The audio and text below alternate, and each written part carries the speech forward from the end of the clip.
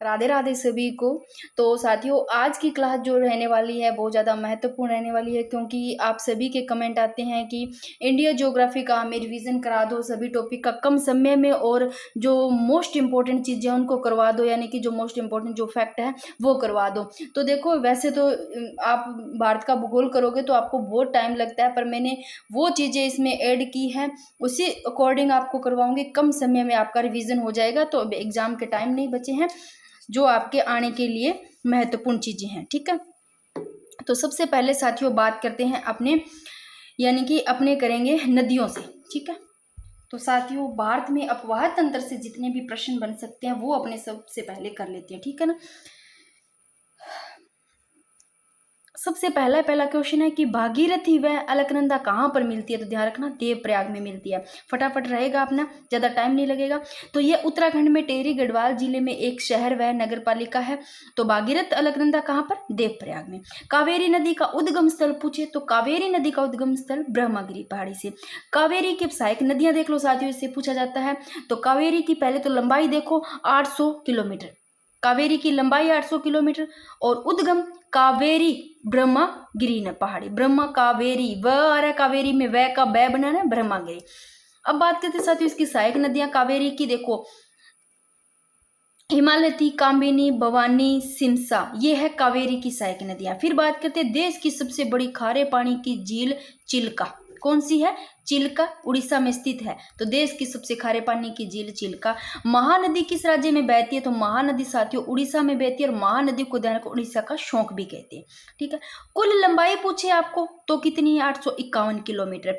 उद्गम स्थल पूछे, महानदी का उद्गम स्थल सिहावा पहाड़ी से, ऐसे लोग महानदी की पूछ जाए, महान है सिहावा, महान है, ऐसे याद रह जाएगा। और महानदी की सहायक नदियों की बात करें तो महानदी की सहायक नदियां हैं पेरी, सोडूर, शिवनाथ, हसदेव, अस्ता, जोगतेल, ये सब किसकी है, महानदी की सहायक नदी। एक बार फिर से देख लो कि भागीरथी अलकनंदा देवप्रयाग पर मिलती है, कावेरी का उद्गम स्थल ब्रह्मगिरी पहाड़ी, और कावेरी की सहायक नदियां देख लो। फिर बात करते हैं देश की सबसे खारे पानी की झीलों की, चिल्का, और महानदी किस राज्य में बहती है, तो उड़ीसा में बहती है, और महानदी को उड़ीसा का शौक कहते हैं। ये आगे इस महानदी की सहायक नदी है, और उद्गम स्थल महानदी का है सिहावा पहाड़ी। अब बात करें साथियों इसमें जो शिवनाथ है महानदी की सहायक नदी, ये शिवनाथ है ना, ये सबसे बड़ी सहायक नदी है महानदी की, ठीक है। ऐसे लो महान कौन है, शिव है, तो सबसे बड़ी नदी सहायक नदी कौन सी होगी, शिवनाथ, ऐसे याद रह जाएगा।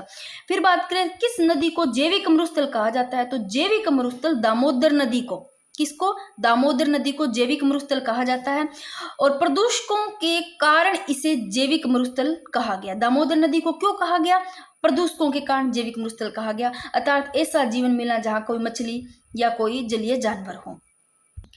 नेक्स्ट है कि गंगा नदी को बांग्लादेश में क्या कहते हैं, पद्मा, ध्यान रखना। तो पद्मा नाम से कौन सी जाती है, गंगा नदी को, कहा, बांग्लादेश में।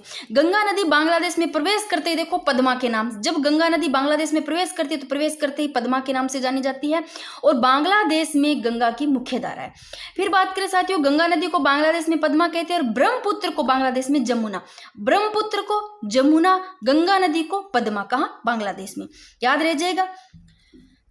गंगा और ब्रह्मपुत्र की संयुक्त धारा को मेघना कहा कहलाती है। अब ध्यान रखना कि गंगा नदी को बांग्लादेश में पद्मा कैसे याद करोगे आप, गंगा, आप लोग गंगा में नहा कर आते हैं ना, और वहां पर अपने पदम धोते हैं, ऐसे लोग पैर धोते हैं, पदम याद रख लेना। और ब्रह्मपुत्र में आ रहा है, यानी कि पुत्र ब्रह्मपुत्र, उसको आपको यानी कि जमुना कैसे भी आप कनेक्ट कर लो, जमुना। गंगा और ब्रह्मपुत्र की संयुक्त धारा पूछे तो इसको मेघना कहते हैं, जिसकी सहायक नदी क्या है, बराक है, और गंगा को राष्ट्रीय नदी 2008 में घोषित किया गया, ये भी ध्यान रख लेना।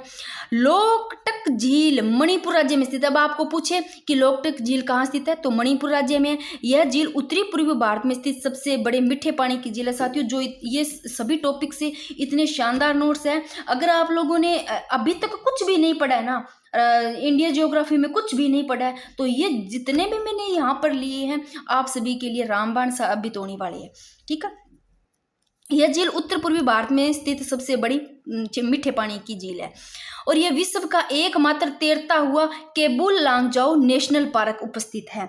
1990 में इस झील को किसको लोकटक झील कहाँ है? मणिपुर में। क्या याद नहीं रहता? तो लोकटक से देखो, लोकटक से लोकट नाम याद रहेगा और लोकट में मणि लगी होती है, ऐसे याद रख लेना। तो लोकटक झील कहाँ है? मणिपुर में। और इसी झील को, लोकटक झील को 1990 में आर्द्रभूमि सूची में शामिल किया गया। अब आपको पूछे कि जो लोकटक झील है इसको आर्द्रभूमि में कब सूची में शामिल किया गया? तो 1990 में। और इस झील को मोट्रेक्स रिकॉर्ड में शामिल किया गया। और एक पुलकित झील है, देखो लोकटक झील मणिपुर में, लोकट मणि का लगा हुआ है ऐसे लो।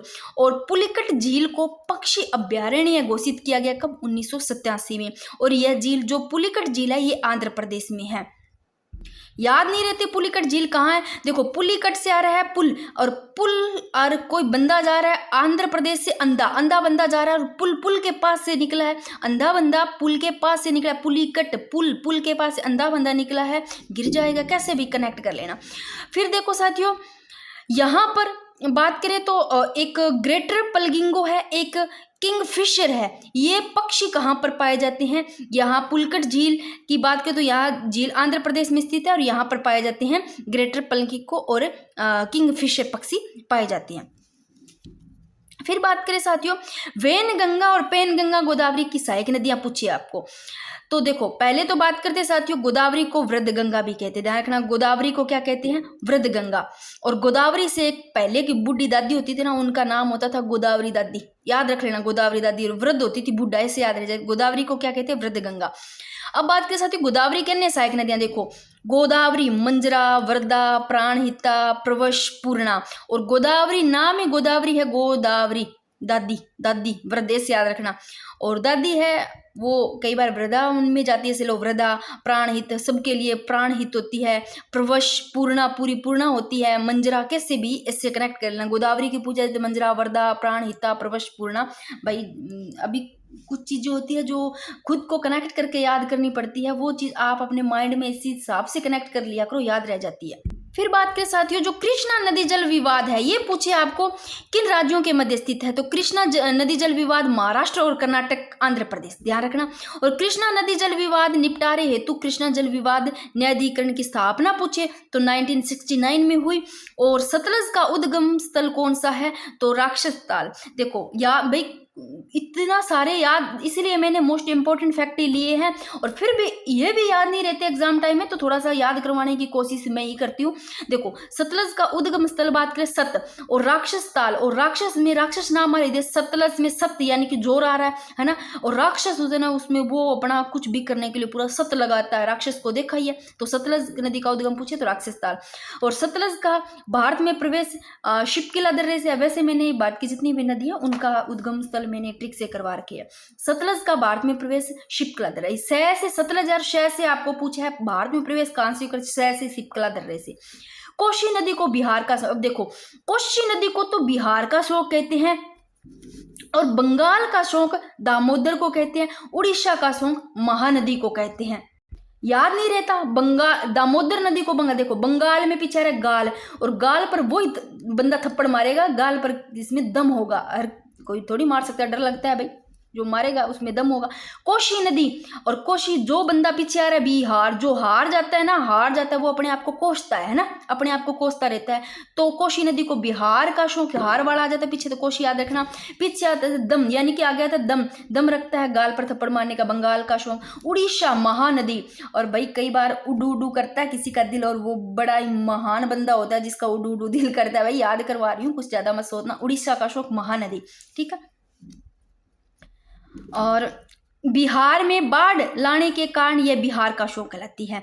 कौन सी की बात कर रहे हैं? कोशी नदी की बात करें, इसको बिहार का शोक कहते हैं। क्यों कहते हैं? क्योंकि बिहार में बाढ़ लाने के कारण इसको बिहार का शोक कहते हैं। कोशी नदी का उद्गम पूछे तो कोशी नदी का उद्गम तिब्बत से, ठीक है। और बेतवा नदी पूछे आपको कहाँ मिलती है? तो बेतवा यमुना में मिलती है। और यमुना की अन्य सहायक नदियां देख लो, बेतवा तो है ही है, और बेतवा मिलती कहाँ है? यमुना में मिलती है। तो यमुना की सहायक नदी बेतवा, छोटी सिंधु, सेंगर, और कुल लंबाई पूछे यमुना की तो 1376 किलोमीटर। फिर साथियों बात करते हैं कि दामोदर नदी कहाँ बहती है? दामोदर नदी झारखंड और बंगाल में बहती है।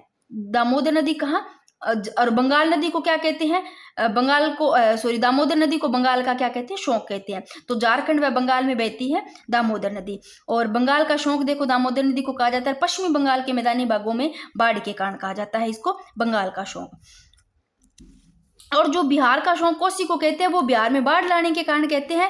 और दामोदर नदी को बंगाल का शोक इसलिए कहते हैं कि पश्चिम बंगाल के मैदानी भागों में बाढ़ के कारण।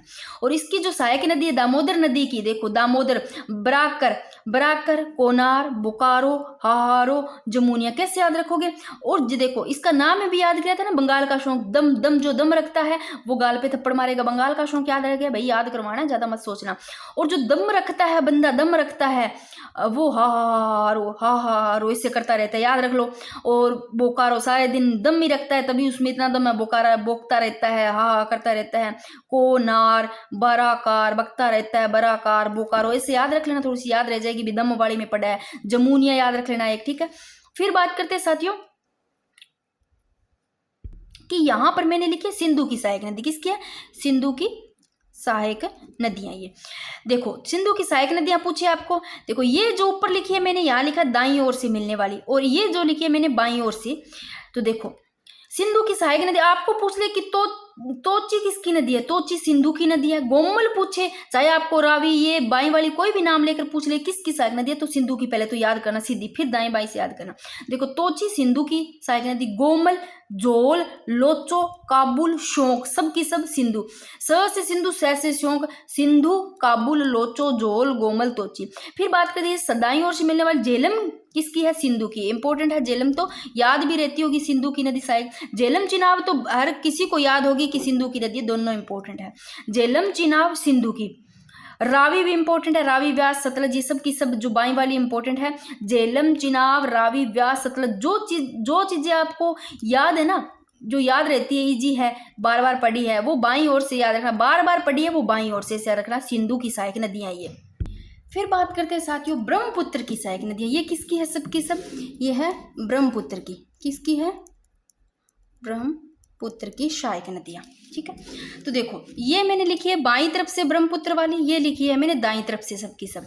देखो ब्रह्मपुत्र की सहायक नदियां पहले तो सीधी देख लो कौन सी है, आपको याद करनी है। पहले सीधी देखो, ब्रह्मपुत्र, पुत्र आ रहा है पीछे, किसी का पुत्र होता है ना, पूरा ब्रह्मपुत्र है ना, ऐसे यार को पुत्र ऐसे याद रह जाएगी। पुत्र हर कोई चाहता है कि पुत्र कैसा हो, लोहे जैसा मजबूत हो, हर किसी से डरने वाला ना हो, दिबांग से यानी कि दबंग हो।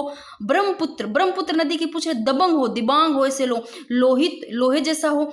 और धनश्री, धनवाड़ा भी हो, पैसा मतलब पास में रखे है ना। और कोलिंग से आप रखना कूल कूल, ठंडा ठंडा हो, याद थोड़ी बहुत एक तो ऐसे याद रह जाएगी आपको इसकी नदियां। दिबांग, लोहित, कोलिंग पूछे आपको। और संकोच से लो भाई, संकोच ना करता हो, है ना। और मानस तो होता ही है, पुत्र मानस याद रह जाएगा। और स्वर्णगिरी से यानी कि सोने के समान हो, अच्छा रंग हो, रंग भी याद रह जाएगी, स्वर्णगिरी यानी कि पुत्र। पुत्र की जब भी आई पीछे ब्रह्मपुत्र, पुत्र वाली रंग, स्वर्णगिरी, मानस, ये चीजें तो भूलोगे नहीं। संकोच, कोलिंग, कूल कूल, है ना। और आंखों में बच्चे के क्या, सुरमा दिखता हो, सुरमा डाला हुआ, ऐसे याद रख लो। धनश्री, धन पैसे वाला, लोहित, दिबांग, ये चीजें तो याद होगी।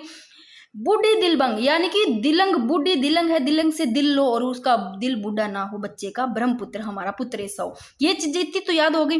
अब जो बती तिस्ता, तिस्ता ब्रह्मपुत्र की याद रख लो, तिस्ता ब्रह्मपुत्र की।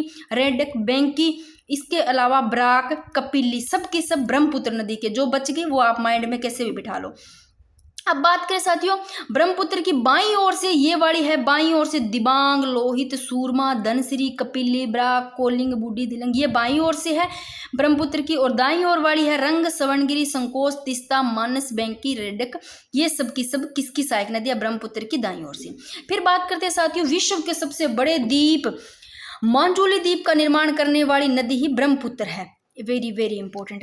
तो ब्रह्मपुत्र नदी है विश्व के सबसे बड़े द्वीप, कौन सा, मांजुली द्वीप का निर्माण करने वाली यही ब्रह्मपुत्र नदी है। ब्रह्मपुत्र को तिब्बत में देखो सांगपो, ब्रह्मपुत्र नदी को पूछे कि आपको तिब्बत में क्या कहती है, तो सांगपो। और बांग्लादेश में कहती है जमुना। तो ब्रह्मपुत्र नदी को बांग्लादेश में जमुना और तिब्बत में सांगपो। अब बात करते साथियों नर्मदा नदी का उद्गम। देखो एक तरफ होता है बंदा नरम बिल्कुल भी, और एक तरफ होता है कांटे की तरह है बिल्कुल, ये ऐसे बोलते हैं कठोर कांटा होता है ऐसे लोग। तो अमर कटक, पीछे आ रहा कंटक कटक और अमर, है ना। और नर्मदा, नरम दिल वाला नरम, ऐसे आपको नर्मदा नदी का अमरकटक से उद्गम, लंबाई 1312 किलोमीटर। यह नदी एमपी, महाराष्ट्र, गुजरात से होकर बहती है। तो नर्मदा नदी कहाँ से, नर्मदा एमपी, महाराष्ट्र, गुजरात से होकर बहती है। देखो, दक्षिण से उत्तर की ओर बहने वाली नदी है बेतवा।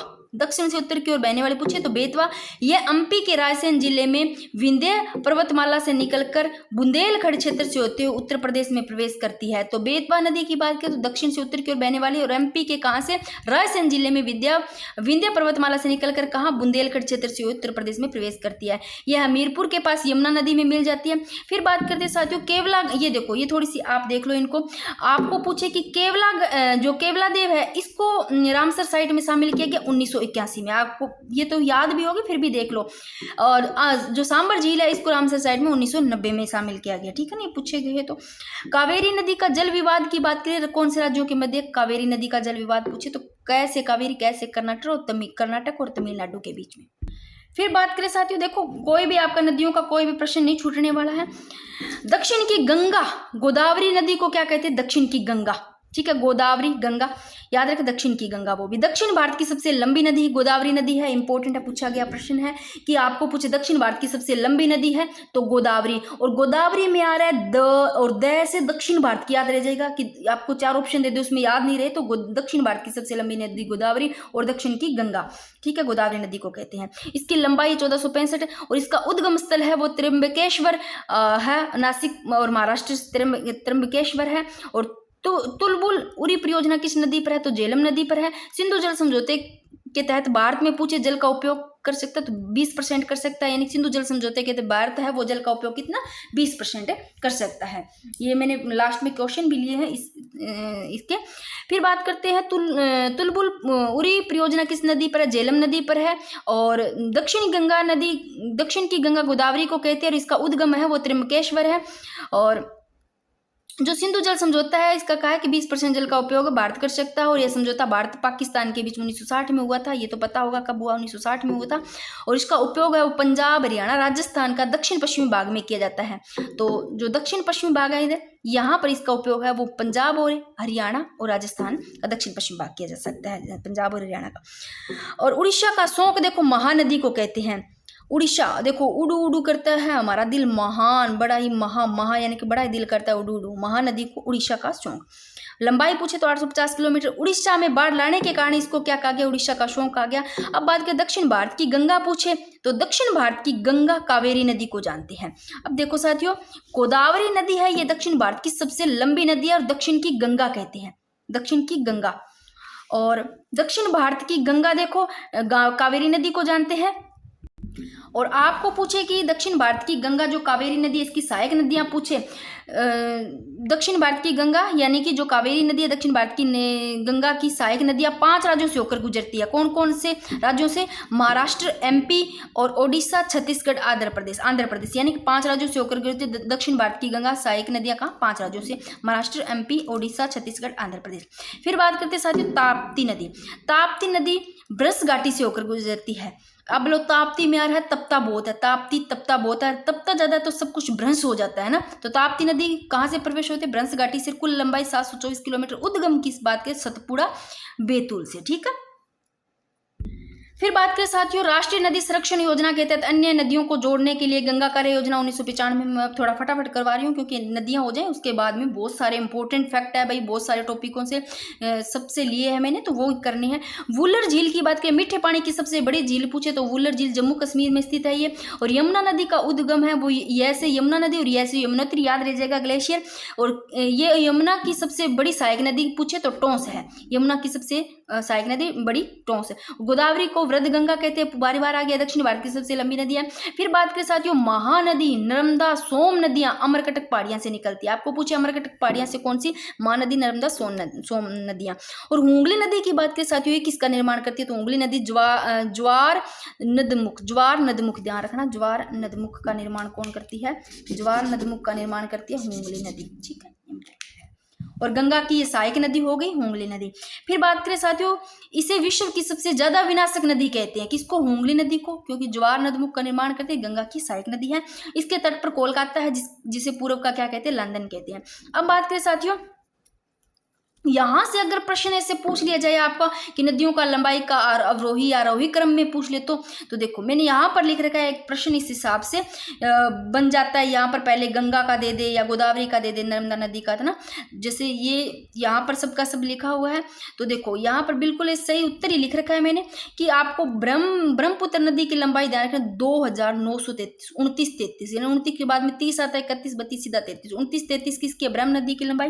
गंगा की देखो, गंगा 25 25 ग आ रहा है, फिर ग आ रहा है, यानी कि ग को 25 दे दो, इस ग को 25 दे दो, गंगा 25 25 किलोमीटर। गोदावरी की 1465 और नर्मदा की 1302। सबसे ज्यादा देखो ब्रह्मपुत्र नदी की सबसे पहले आई 2933, गंगा की 25 25, गोदावरी की 1465 और नर्मदा की 1302 किलोमीटर। याद रह जाएगी, यानी किसी प्रकार है अवरोही क्रम में। नदियों से बस एक ही पेज और है, बाकी फिर आगे के टॉपिक करते हैं। नर्मदा की सहायक नदियां पूछे तो देखो ये अन्य सहायक नदियां लिख रखी है। तवा अगर प्रश्न पूछा गया है नर्मदा की सहायक नदियां कौन सी, तवा ये नर्मदा की है। अन्य देख लो बरना कनार, यानी कि तवा पे बर्न होता है, ऐसे लो है ना, ऐसे याद रह जाएगा। बरना कनार कोलार मान शेर दुद्दी शंकर हटनी उरी हीरत सब नर्मदा की है। फिर बात करें भारत नेपाल के मध्य काली नदी सीमा बनाती है, तो काली नदी सीमा भारत नेपाल के मध्य बनाती है। दोनों देशों के मध्य विवाद को काला पानी नदी जल विवाद कहते हैं। भारत में बहने वाली सबसे लंबी नदी है वो गंगा है, 25 25 अभी बताया किलोमीटर इसकी लंबाई है। और भागीरथी इसकी क्या है? प्रधान शाखा है। कृष्णा नदी का उद्गम स्थल पूछे तो महाबलेश्वर और कुल लंबाई 1402 किलोमीटर। फिर बात करें कृष्णा की, ये सहायक नदियां साथियों, कृष्णा की पंचगंगा दूध गंगा। कृष्ण जी को आपको यानी कि दूध चढ़ाना है वो पंचगंगा, पांचों से मतलब पंचतंत्र, पंचों से मिलाकर के ऐसे याद रखना, पंच तत्व, ठीक है। पंचगंगा दूध गंगा कृष्ण जी को ऐसे चढ़ाना। कृष्ण की साइन पंचगंगा दूध गंगा। कोयना भीमा घाट प्रभा माल प्रभा, घाट प्रभा प्रभा आता है, माल प्रभा घाट प्रभा, तुंग भद्रा भद्रा ना, तो ये कृष्णा की सहायक नदी है। फिर बात करें साथियों सिंधु की सबसे छोटी नदी पूछे तो रावी है सबसे छोटी नदी। देश में नई नदी आपको पूछे, देश में नदी सफाई कार्यक्रम का शुभारंभ पूछे तो 1985 में हुआ और इसका शुभारंभ है वो गंगा एक्शन प्लान के साथ हुआ था, ठीक है। फिर बात करें साथियों कि देखो ये भी प्रश्न बहुत अच्छे हैं। रबी फसल विपणन सत्र 2025-26 के लिए घोषित न्यूनतम समर्थन मूल्य एमएसपी है, इस पर विचार करने हैं। मैंने देखो आपके लिए चाहे भले ही प्रश्न बनाए हो, पर वो एक प्रश्न का तो ऐसे मानना है, प्रश्न बनाए हो इसी हिसाब से, जैसे प्रश्न पूछे जाते हैं उसी हिसाब से बनाए। बट ज़्यादातर आपको सत्य वाला मिलेंगे सब, क्योंकि आपका इसमें रिवीजन हो रहा है सब, यानी कि पूरा का पूरा ऐसे थ्योरी टाइप मैंने लिया है, ठीक है। तो देखो गेहूं का एमएसपी पूछे तो गेहूं का एमएसपी निर्धारित किया गया 2425। रबी फसल विपणन स्तर 2025-26 के लिए न्यूनतम समर्थन मूल्य है। बात करें गेहूं का एमएसपी 2425 निर्धारित किया गया, जो उत्पादन लागत पर 105% का लाभ मिल जाए, 105% का मार्जिन प्रदान करता है। तो सबसे ज्यादा जो लाभ दिया गया 105% का वो गेहूं पर, देखो इनका तो 210 है ना। तो ये देखो सबसे ज्यादा आपको पूछे कि गेहूं पर, किस पर? गेहूं पर सर्वाधिक कितना 105% का लाभ यानी कि मार्जिन दिया गया। तो गेहूं का एमएसपी 2425 निर्धारित किया गया और चने का एमएसपी 5650 है, जिसे पिछले वर्षों की तुलना में कितने रुपए 210 की क्या हुई? वृद्धि हुई। फिर बात करते हैं मसूर का एमएसपी 6700 प्रति क्विंटल तय किया गया। तो इसमें साथियों तीनों के तीनों सत्य है, यानी कि एक प्रकार से मैंने भले प्रश्न बना दिया कि इसमें से कौन सा सत्य है, तो तीनों के तीनों सत्य है। वैसे आपका ये रिवीजन के लिए सभी लिए मैंने, ठीक है। देखो गेहूं पर सर्वाधिक 105% का लाभ है वो मार्जिन यानी कि लाभ मार्जिन दिया गया। फिर अब चावल से संबंधित देख लो, प्रश्न ही बनाए हैं वैसे तो, और वैसे मैंने आपका थ्योरी टाइप हो जाता है। चाय से संबंधित देखो, चावल से, चावल क्या है? भारत की एक मुख्य खाद्यान्न फसल है। अगर ऑप्शन में आते हैं आपको 4 ऑप्शन दिए जाते हैं, एक ऑप्शन में आता है कि चावल भारत की मुख्य खाद्यान्न फसल है, तो वो सही होती है। फिर आता है उसमें कि और इसके लिए उच्च तापमान में अधिकता आर्द्रता अनिवार्य है या जैसे दिन नहीं अनिवार्य, तो भाई इसके लिए उच्च तापमान चावल के लिए और अधिक आर्द्रता जरूरी है, अनिवार्य है। और वैसे प्रश्न बना दिया तो ये भी सही है, ये भी सही है, ठीक है। फिर असम और बंगाल के डेल्टाई क्षेत्रों में इसकी साल में कितनी 3 फसलें की जाती है। असम पश्चिम बंगाल, देखो असम पश्चिम बंगाल ओडिशा में धान की 3 फसलें ओस अमन बोरो ये ली जाती है। यहाँ पर ये तीनों के तीनों ऑप्शन हो जाते हैं सही। और देखो भारत विश्व में पूछे आपको चावल उत्पादन में चीन के बाद में है वो दूसरे स्थान पर है। भारत है वो विश्व में दूसरे स्थान पर है और चीन के बाद में है दूसरे स्थान पर ये, ठीक है। तो पहले चीन। और चावल की फसल के लिए कितने 25 सेंटीग्रेड से ऊपर तापमान और 100 सेमी से अधिक वार्षिक वर्षा की आवश्यकता होती है। 100 से अधिक ही होती है चावल, तभी होता है चावल में सेम में ही होता है, अभी पता है आपको। तो ये भी आपका कोई दिक्कत नहीं है। फिर बात करते हैं साथियों कपास। कपास के लिए आपको पता सबसे अच्छी काली मिट्टी होती है, और चाय के लिए उपजाऊ और जीवाश्म युक्त मिट्टी चाहिए। और रबड़ के लिए ये अगर प्रश्न पूछे जाते हैं, एक ऑप्शन में 4 दे दिए, कौन सा सत्य है, तो ये अगर याद है तो आप कर लोगे। कि रबड़ है, पूछे कि एक भूमध्य रेखीय फसल है, तो ऑप्शन में दिया जाता है तो सही है। मक्का देखो पुरानी जलोढ़ मिट्टी में अच्छी पैदावार, मक्का की होती है वो पुरानी जलोढ़ मिट्टी में, और कपास के लिए काली मिट्टी, और चाय के लिए उपजाऊ और जीवाश्म युक्त मिट्टी। फिर बात करते हैं साथियों यहाँ पर स्थानांतरित कृषि लिखिए, जो इनके वैश्विक नाम है विश्व में, देखो क्या क्या।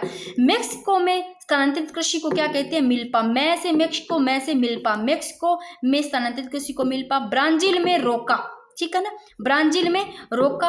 और वियतनाम में रे, वियतनाम में रे इंपॉर्टेंट है। इंडोनेशिया में लद्दाख, ठीक है। फिर बात करें साथियों की, देखो यहाँ प्रश्न बनाया है मैंने, और वैसे इसमें सारे के सारे आपके सही आ जाते हैं, आपका व्याख्या हो जाता है, ठीक है ना।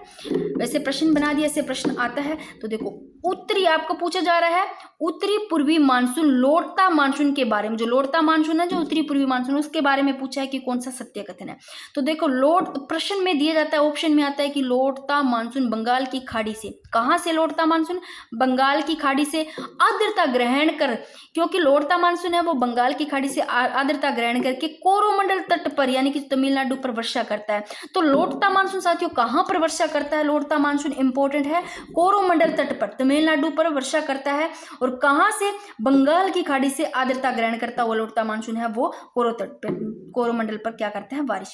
फिर आपको कथन ए दे दिया, फिर आपको कथन आर देकर पूछा जाता है कि कोरियोलिस बल के प्रभाव से ये पवनें उत्तर पूर्व से दक्षिण पश्चिम की ओर चलती है। हाँ तो साथियों, क्योंकि कोरियोलिस जो बल है, कोरियोलिस बल है, इसके प्रभाव से जो ये पवनें हैं वो उत्तर और पूर्व से फिर दक्षिण पश्चिम की ओर चलती है, यानी कि ऐसे चलती है, उत्तर पूर्व से दक्षिण पश्चिम की ओर चलती है। तो ऑप्शन ये भी सही है, दोनों के दोनों क्या है? सही है। तो ये यार दोनों से यार इसकी सही व्याख्या है। ये देखो शीत ऋतु में जब मानसून लौटता है, कब? शीत ऋतु में जब मानसून लौटता है तो ये कोरोमंडल तट पर, यानी कि जो तमिलनाडु कोरोमंडल तट है उस पर क्या करती है? बारिश करती है। बंगाल की खाड़ी से आर्द्रता ग्रहण करता हुए जो मानसून है, लौटता मानसून, वो करता है। फिर इसी कारण तमिलनाडु में सर्दियों में सर्वाधिक बाढ़ की क्या हो जाती है? संभावना रहती है। फिर एक प्रश्न यहाँ इस हिसाब से लिया है कि कथन ये दे दिया कि लिग्नाइट कोयले को बुरा कोयला कहा जाता है। फिर आर दे दिया, कारण आर, इसमें कार्बन की मात्रा 30 से 50% तक होती है, यह निम्न गुणवत्ता का होता है। तो ये दोनों ही सही है, क्योंकि लिग्नाइट कोयले को बुरा कोयला कहा जाता है। लिग्नाइट में नमी और अधिक होती है और कार्बन कम होने के कारण इसका रंग क्या होता है? देखो भूरा होता है, क्योंकि नमी तो ज्यादा होती है और इसका जो कार्बन है वो कम होता है, इस कारण इसका भूरा रंग होता है। और धुआं भी क्या देता है? ज्यादा देता है। ऐसे लो भूरा भूरा तो धुआं ज्यादा देगा, इसे याद रख लेना। इसमें कार्बन की मात्रा 30 से 50% तक होती है, या निम्न गुणवत्ता का होता है। दोनों के दोनों सही है। फिर बात के साथ यहाँ पर मैंने कुछ लिखी है कि बिठड़ी पवन ऊर्जा संयंत्र आपको पूछे कहाँ स्थित है? बिठड़ी पवन, तो ये फलोदी में, बिठड़ी फलोदी जोधपुर में। अमर सागर जो ऊर्जा संयंत्र है ये जैसलमेर में है, ये इंपॉर्टेंट है। अमर सागर ऊर्जा संयंत्र जैसलमेर में है। हर्ष पर्वत सीकर में, देवगढ़ प्रतापगढ़ में है। फिर बात करें साथियों की भारत की पहली तेल शोधनशाला असम राज्य के डिगबोई क्षेत्र में स्थापित की गई। आपको पूछ रहे कि भारत की पहली तेल शोधनशाला कहाँ? असम राज्य के कौन से डिगबोई क्षेत्र में स्थापित की गई, जहाँ तेल शोधन का कार्य वो भारत की स्वतंत्रता से पहले ही 1901 में प्रारंभ हो गया। और स्वतंत्रता के बाद देश की पहली तेल शोधशाला पूछे तो आपको शोधनशाला 1954 में बंबई में स्थापित की गई। अब देखो साथियों, गन्ने से आपको कोई प्रश्न पूछा जाता है। देखो कृषि से संबंधित भी प्रश्न मैंने काफी लिए हैं। देखो गन्ने से कोई प्रश्न पूछा जाता है कि आपको ऑप्शन में 4 ऑप्शन दे दिए। पहला ऑप्शन हो कि गन्ना एक उष्ण और उपोष्ण कटिबंधीय फसल है, तो उसमें आपको पूछ रहे कि असत्य चुनिए या सत्य चुनिए। अगर सत्य दिया है तो गन्ना भाई एक उष्ण और उपोष्ण कटिबंधीय फसल है, सही है पहली बात। फिर इसे तैयार होने के लिए लगभग 1 वर्ष का समय लगता है साथियों। गन्ने को तैयार होने में कितना? 1 वर्ष का समय लगता है, ये भी सही है। फिर गन्ना उत्पादन में भारत का विश्व में स्थान पूछे तो देखो गन्ना उत्पादन में भारत का है ना, गन्ना उत्पादन में भारत का विश्व में सेकंड स्थान है, यानी कि दूसरा। तो पहला किसका है? पहला है ब्राजील का। ध्यान रखना, गन्ना उत्पादन में फर्स्ट स्थान ब्राजील का, दूसरा किसका है? दूसरा है इसका भारत का। भारत का विश्व में दूसरा स्थान है, प्रथम स्थान है वो ब्राजील का, ठीक है। तो ये इंपॉर्टेंट है, इसमें सभी के सभी सत्य है। फिर बात करते हैं साथियों, एक प्रश्न लिया है ये राजस्थान से संबंधित है, राजस्थान के संदर्भ में स्थानांतरित कृषि, क्योंकि यहाँ से बार बार प्रश्न पूछे गए इसलिए मैंने इसमें ऐड किया है कि वालरा दक्षिणी पूर्वी, कहाँ दक्षिणी पूर्वी राजस्थान में की जाने वाली कृषि पूछे तो वालरा है। ची माता है, भिल्लों के द्वारा की जाती है, वो भी ची माता कहाँ, पहाड़ी भागों में। ची माता कहाँ पर, पहाड़ी भागों में। और दजिया भिल्लों द्वारा मैदानी भागों में, मैदानी भाग की दजियां उड़ा दी, दजिया से दजिया मैदानी भागों में की जाने वाली दजिया, ठीक है। फिर एक प्रश्न है साथियों कि रोपण कृषि से संबंधित असत्य कथन चुनिए। मैंने इसमें एक असत्य डाल दिया है जो कि ये है कि ये मैंने यहाँ पुराना तो व्रत था, मैंने यहाँ छोटा लिखा है। ये छोटे पैमाने पर की जाने वाली कम श्रम वाली कृषि है। क्या रोपण कृषि है वो छोटे पैमाने पर की जाने वाली कम श्रम वाली है? तो ये पहला ही ऑप्शन इसका गलत हो गया। तो देखो यहाँ पर पहला ऑप्शन गलत है। क्या आना था कि रोपण कृषि में वृहद पैमाने पर, बड़े पैमाने पर श्रम और भारी पूंजी की आवश्यकता होती है, ये आना था। तो मैंने एक असत्य ऑप्शन ले लिया। तो ये देख लो, पहला ऑप्शन हो जाता है गलत। फिर दूसरा है कि भारत में रोपण कृषि का मुख्य उदाहरण असम में चाय और कर्नाटक में कॉफी है। देखो असम में चाय और कर्नाटक में क्या है, कॉफी है। ये भारत में रोपण कृषि का मुख्य उदाहरण है। रोपण कृषि में चाय, कहवा, नारियल और रबर जैसी क्या फसलें शामिल है।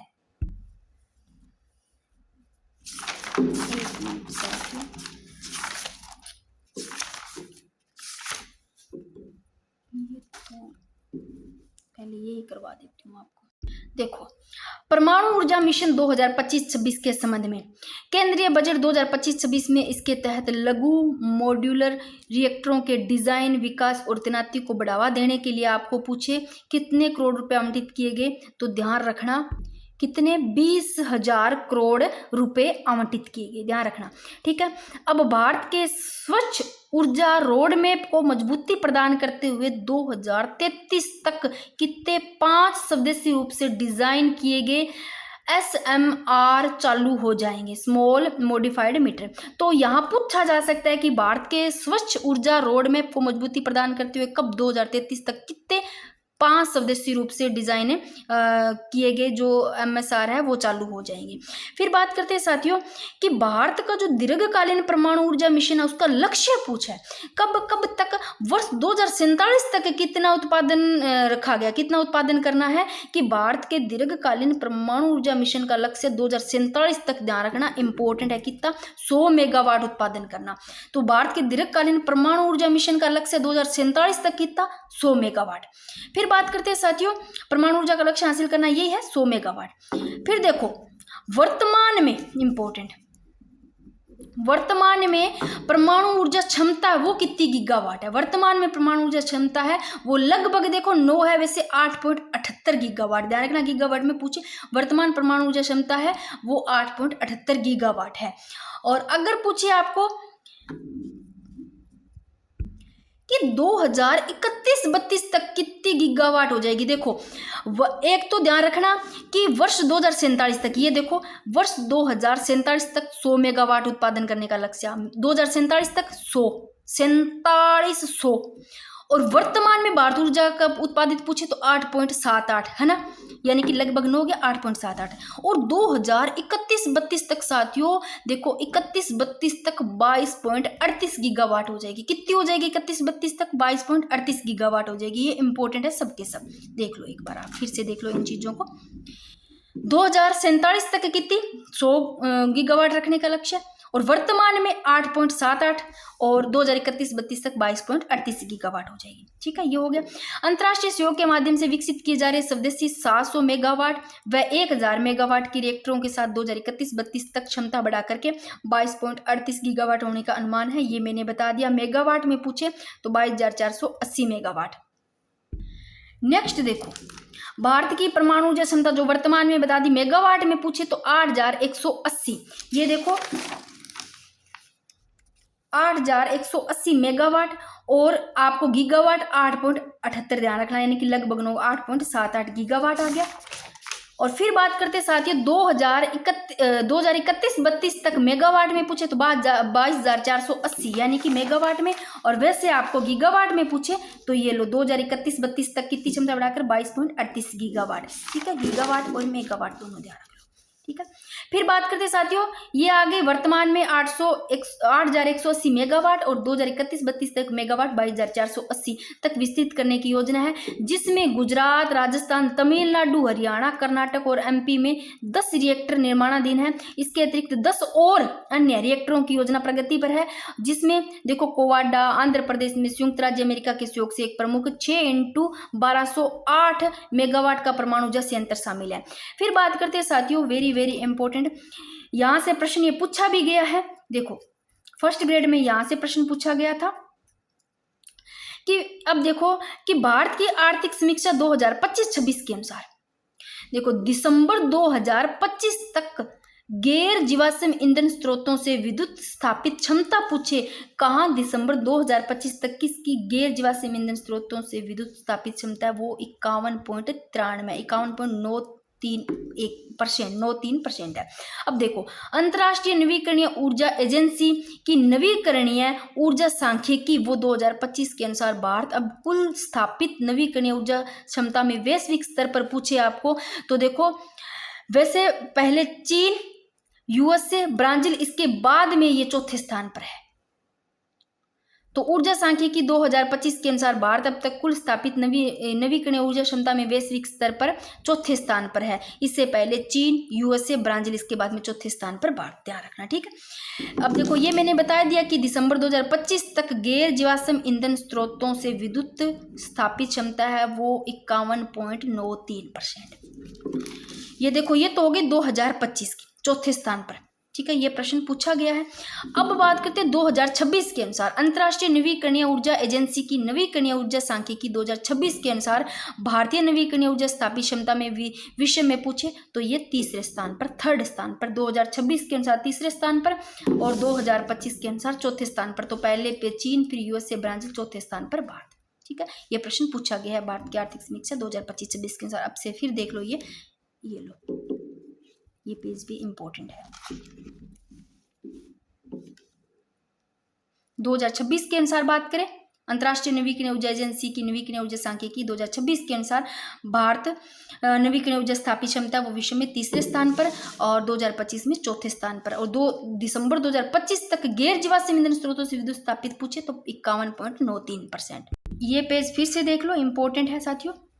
ये देखो भारत के दीर्घकालिक परमाणु ऊर्जा मिशन का जो लक्ष्य है साथियों वो 2047 तक 100 मेगावाट उत्पादन करना और वर्तमान परमाणु ऊर्जा क्षमता 8.78 है और ये तो है गीगावाट, मेगावाट में 8,180 और लगभग 9, यानी कि गीगावाट लगभग 9 और वर्तमान में 8.78 बता दिया। और 2047 तक 100 गीगावाट और 2031-32 तक है वो 22.38 गीगावाट हो जाएगी, ठीक है।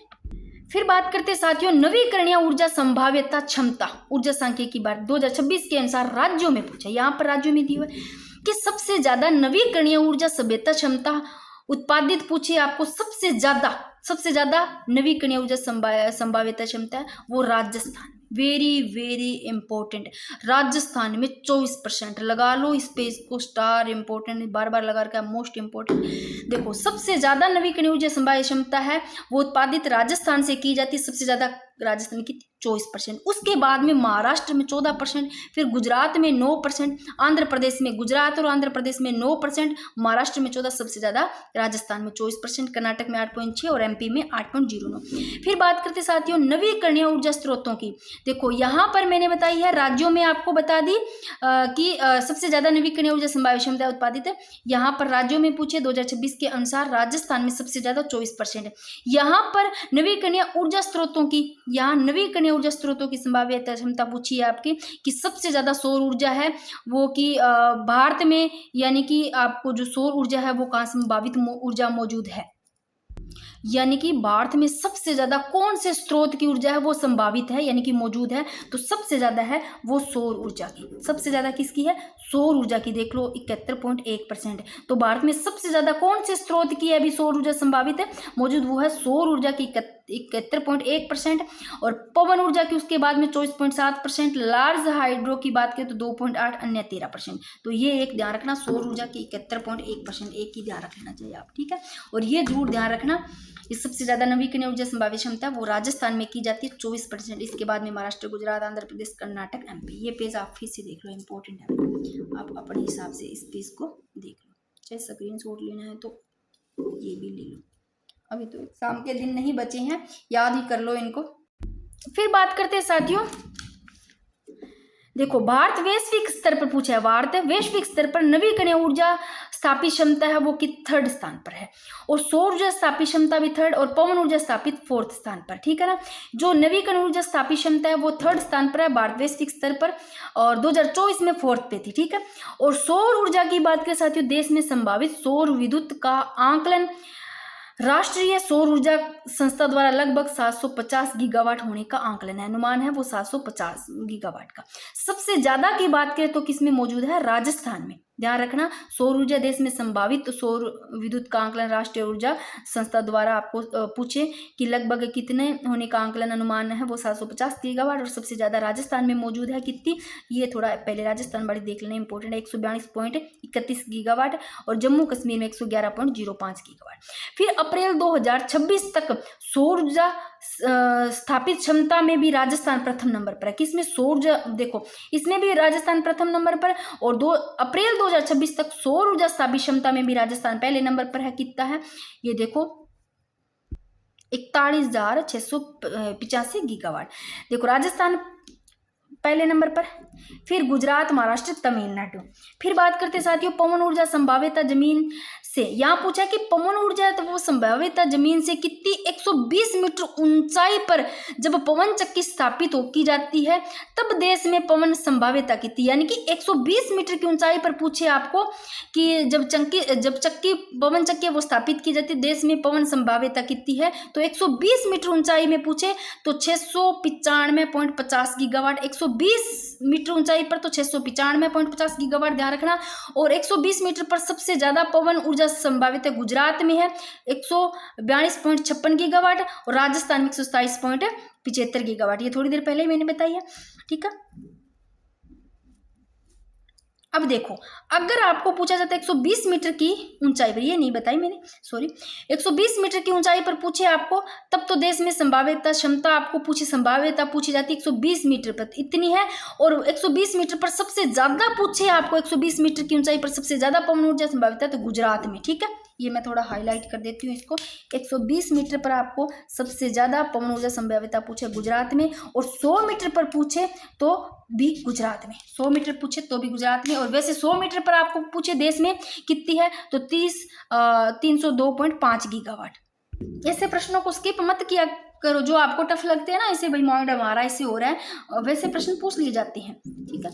देखो प्रमुख कोयला उत्पादक क्षेत्र की बात करें, प्रमुख कोयला उत्पादक क्षेत्र देश में 98% कोयला गोंडवानालैंड काल की चट्टानों से तथा 2% है वो कोयला ट्रिशरी काल की चट्टानों से प्राप्त होता है। अब ऐसे प्रश्न आपको आएंगे, ठीक है ना, वो थोड़े देखने हैं। कोयला उत्पादक क्षेत्र आपको पूछे देश में 98% कोयला गोंडवानालैंड की चट्टानों से, और 2% है वो कहाँ से, कोयला ट्रिशरी काल की चट्टानों से प्राप्त होता है। ट्रिशरी काल की चट्टानों से देखो लिग्नाइट कोयला प्राप्त मिलता है, गोंडवानालैंड की काल की चट्टानों से बिटुमिन्स कोयला मिलता है। सर्वाधिक कोयला पूछे आपको तो दामोदर घाटी से प्राप्त होता है, कोयले के भंडार यहाँ दामोदर घाटी में, तो सर्वाधिक कोयला, ये इंपॉर्टेंट है कि सर्वाधिक कोयला आपको कहाँ से प्राप्त होता है, दामोदर घाटी से, यहाँ कोयले के भंडार है। फिर बात करें साथियों दामोदर घाटी में, देखो दामोदर घाटी में कोयला क्षेत्र के देखो झारखंड का कौन कौन सा, झारखंड का झारखंड का जरिया, बोकारो, गिरिडीह और कर्णपुर, ये कोयला क्षेत्र है जो कि दामोदर घाटी में झारखंड में, ठीक है। फिर बात करते हैं पश्चिम बंगाल में, आपको ध्यान रखना पश्चिम बंगाल का रानीगंज, ध्यान रखना इंपॉर्टेंट, पश्चिम बंगाल का कौन सा, रानीगंज, जो कि कोयला क्षेत्र, देश का पहला कोयला उत्पादक क्षेत्र है रानीगंज, ठीक है, पश्चिम बंगाल का रानीगंज। और झारखंड का जरिया, बोकारो, ये ध्यान रखना, दो तो ध्यान ही रखना, झारखंड का कौन सा है, ये इंपॉर्टेंट ही है, झारखंड का जरिया बोकारो है, ठीक है ना, कोयला क्षेत्र। और पश्चिम बंगाल का रानीगंज है, देश का पहला कोयला उत्पादक क्षेत्र हो गया। फिर महानदी घाटी की बात करें, महानदी घाटी छत्तीसगढ़ और उड़ीसा में फैली हुई है। और कोयला उत्पादक की बात करें साथियों तो इसमें ओडिशा का तो है तालचेर, और छत्तीसगढ़ का है विश्रामपुर, और चिरमिरी का है कोरबा, इंपॉर्टेंट है चिरमिरी का कोरबा। और वर्धा नदी घाटी है वो महाराष्ट्र में। फिर बात करते हैं सोन नदी घाटी एमपी और यूपी में फैली हुई। पूछे आपको सोन नदी घाटी कहाँ फैली हुई है, तो एमपी यूपी में फैली हुई है। एमपी का सिंगरौली, एमपी का ध्यान रखना है आपको, सिंगरौली। एमपी का कौन सा, सिंगरौली कोयला उत्पादक क्षेत्र है। देखो दामोदर घाटी में झारखंड का कौन सा, जरिया बोकारो, दो तो ध्यान ही रखना। इसके अलावा गिरिडीह और गुरनपुर है, पर जरिया और बोकारो ध्यान रखना झारखंड का। पश्चिम बंगाल का रानीगंज ध्यान रखना है। सोन नदी का ध्यान रखना, सोन नदी घाटी की बात करें तो इसमें एमपी का सिंगरौल ध्यान रखना है। और गोदावरी नदी मुख्यतः तेलंगाना में है। और गोदावरी नदी की बात करें तो यहाँ सिंगरौली यहाँ का प्रमुख कोयला उत्पादक है। तो ये एक बार फिर से देख लो, इतने याद देख कर लो। झारखंड का जरिया बोकारो, और पश्चिम बंगाल का रानीगंज, और सोन नदी घाटी एमपी का सिंगरौल, और इसमें गोदावरी नदी घाटी में नदी में बात करें तो सिंगरौल।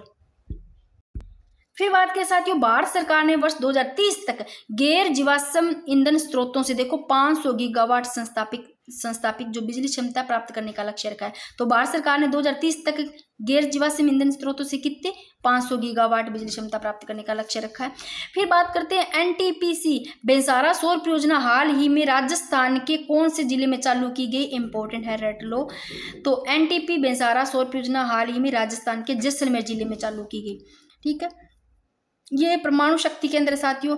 कलपकम की बात करें तो कलपकम परमाणु शक्ति तमिलनाडु में, कलपकम तमिलनाडु याद रखो, नरोरा यूपी में, और काकरापारम परमाणु केंद्र गुजरात में, और केंगा कर्नाटक में। कैसे केंगा कर्नाटक, काकरापारम गुजरात, नरोरा यूपी, और कलपकम तमिलनाडु में।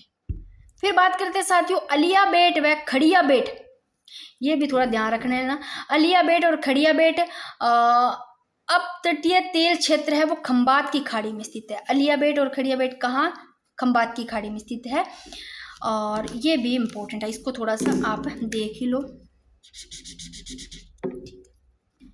यहाँ 500 मेगावाट का, ये देखो भारत में, इसको थोड़ा ढंग से पढ़ना कि भारत में परमाणु ऊर्जा कार्यक्रम एक महत्वपूर्ण उपलब्धि हासिल की है। भारत ने क्या किया, परमाणु ऊर्जा कार्यक्रम में एक महत्वपूर्ण उपलब्धि हासिल की है। तमिलनाडु के कलपकम में स्वदेशी रूप से डिजाइन और निर्मित प्रोटोटाइप फास्ट ब्रीडर रिएक्टर ने PFBR फास्ट ब्रीडर रिएक्टर ने कितने कब 6 अप्रैल 2026 को सफलतापूर्वक अपनी प्रथम क्रिटिफैक्लिटी जो कि शवधारित नाभिकीय श्रृंखला अभिक्रिया की स्थिति प्राप्त की है, जो एक सतत परमाणु श्रृंखला अभिक्रिया की शुरुआत का क्या है, संकेत है। और यह PFBR एक 500 मेगावाट विद्युत रिएक्टर है, ठीक है। 500 मेगावाट विद्युत क्या रिएक्टर है, जिसे भारतीय नाभिकीय विद्युत निगम लिमिटेड द्वारा कलपकम नाभिकीय परिष्करण में निर्मित किया गया है। तो थोड़ा सा इसको देख लेना, यहाँ से कोई प्रश्न बनता है तो, क्योंकि इम्पोर्टेंट है ये भी।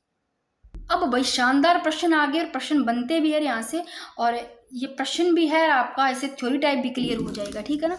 देखो भारतीय जलवायु के सामान्य परिचय से संबंधित मैंने प्रश्न लिए हैं कि भारत की जलवायु किस प्रकार की है। भारत की जलवायु उष्ण कटिबंधीय मानसूनी प्रकार की है। प्रश्न पूछा जाता है कि भारत की जलवायु उष्ण कटिबंधीय मानसूनी प्रकार की है, तो ये पहला सही है, उष्ण कटिबंधीय मानसूनी प्रकार की है।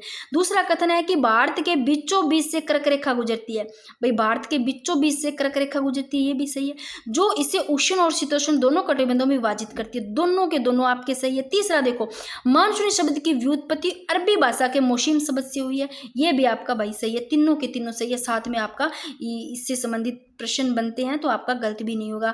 भारतीय जलवायु को सामान्य परिचय से संबंधित आपको पता चल गया। फिर बात करते हैं साथियों वर्षा वितरण व क्षेत्रों से संबंधित। देखो आपको पूछा जाता है कि 200 सेमी से अधिक वर्षा, कहाँ से पूछे, 200 सेमी से अधिक वर्षा वाले क्षेत्रों में पश्चिमी घाट का पश्चिमी ढाल और उत्तरी पूर्वी भाग शामिल है। फिर पूछा गया है, ये भी सही है। फिर 50 सेमी से देखो 200 सेंटीमीटर से अधिक वर्षा वाले क्षेत्रों में पश्चिमी घाट का पश्चिमी ढाल और जो उत्तरी पूर्वी भारत है वो शामिल है। फिर 50 सेंटीमीटर से कम पूछा है, कम वर्षा वाले क्षेत्रों में अरावली का पश्चिमी भाग ही आता है, वहां पर कमी होती है। थार मरुस्थल और लद्दाख शामिल है। तो 50 सेंटीमीटर से कम वाला, एक तो थार मरुस्थल पता है आपको 50 सेंटीमीटर कम वाला ही है, 50 सेंटीमीटर से कम वर्षा वाला पूछा है, तो अरावली का पश्चिमी भाग हो गया थार का मरुस्थल, इसके साथ लद्दाख शामिल है, ठीक है।